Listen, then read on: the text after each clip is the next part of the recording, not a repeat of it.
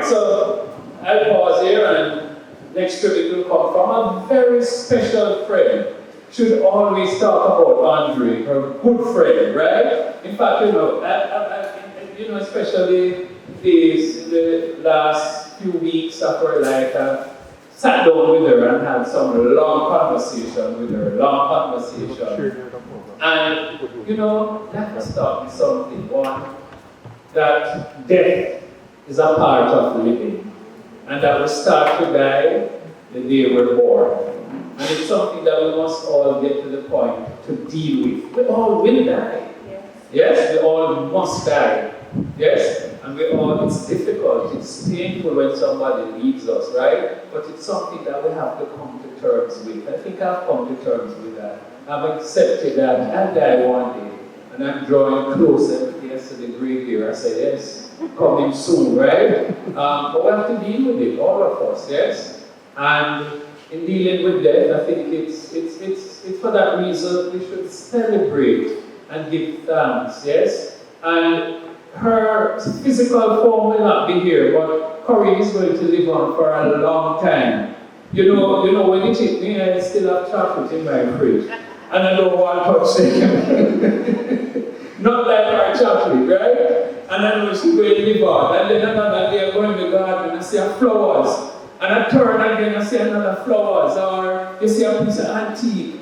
And you say, my God, it's, and I'm talking to friends, we realize she's living on and she lived on for a long time because she has shared. And that's the way we should live our lives, yes? We should share, we should give, we should talk, right? Because our physical form will disappear, but we will continue to live for a long, long time. And so, Andre, taking over from your speech, come and talk and share with us about your good friend. Good morning, everybody. Okay, great. All right, so I'm Andre Latty, and I think I'm indeed privileged and honored to stand before you this morning to reflect on the life of, first and foremost, my very, very dear friend. I am one of her non-biological sons, like Paul. So she was my only Corine Smith, affectionately called Corine. I don't think any words or adjective can really aptly describe the spirit or the essence of the person that she was. And I say kudos and I endorse everything that has been said before about her. But I will, however, do my very best to capture the essence of my beloved Corine, the antique collector, the fine arts dealer, the antique restorer. Corine was a pioneer in the field of antiques. Even before the formation of the Jamaica Antique Fair Group, she had the Garden Gallery at 1 Manning Road. And as Wendell and others said, that was a meeting place of the minds, the antique enthusiasts, the collectors, the subject matter experts. She embraced me as a young 30-year-old, not knowing much about antiques, but offering herself, willing to give me guidance and advice. My friend Teresa, who sits there, is testament to that as well. Right? She started us on a journey of collecting antiques. She fueled our passion. And at the Garden Gallery was a meeting place for all of us, where, as you said, Corine was the biggest storyteller. We'll hear all the stories, all the excitement, where this came from, all the provenance about the items. But more importantly, she was her authentic self. That is one of my key takeaways from her. She was authentic, right? And you either liked her or you didn't. She told you as it was, right? And you either accepted her or you didn't.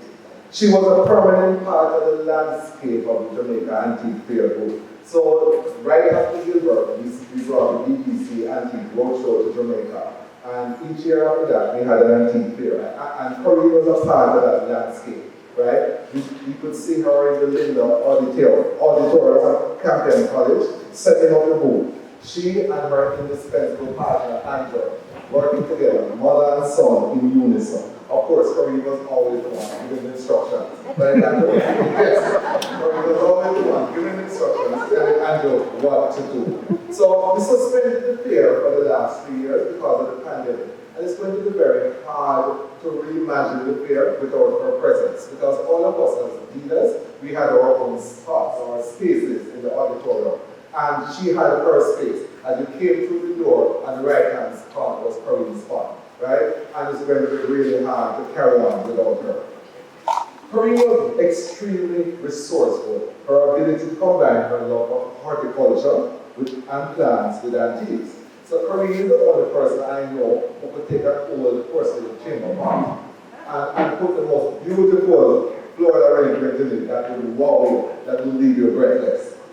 As a collector, she was passionate. She was less interested in the commercial side of collecting, but more interested in sharing her knowledge, the provenance, the style, the craftsmanship, the techniques, and the labor of love which characterized many antique pieces.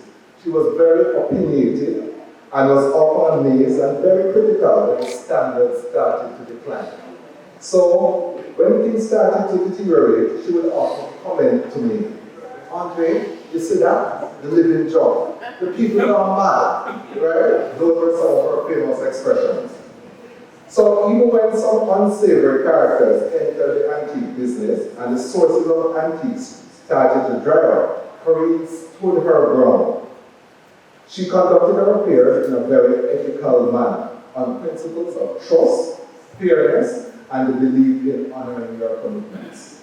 She was very visionary and had foresight to collect many discarded items, as Erickson mentioned, which will become tomorrow's treasures. So things like the Bakelite handbags and the costume jewelry of the 50s and the 60s, she had a vision that those items being discarded will become tomorrow's treasures.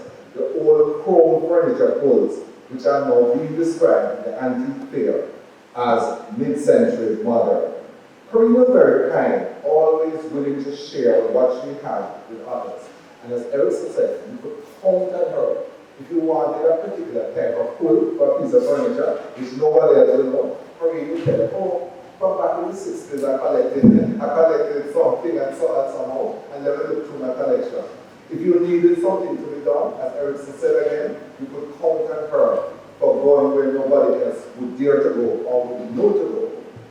So while we grieve her loss and express our sentiments, of mourning that she's gone too soon, and that Jamaica certainly has lost a repository of knowledge in the field of antiques, heritage, culture, we must find a way, as Brendan said, to balance that with our reflections of a rich legacy left behind, steeped in the values of authenticity, creativity, resourcefulness, kindness, gratitude. Corine always showed gratitude for what she had, appreciation, and self-renewal. May her soul rest in peace, and God shine his light perpetually upon her. Profound words from one of her sons, and as I said, good friend, yeah?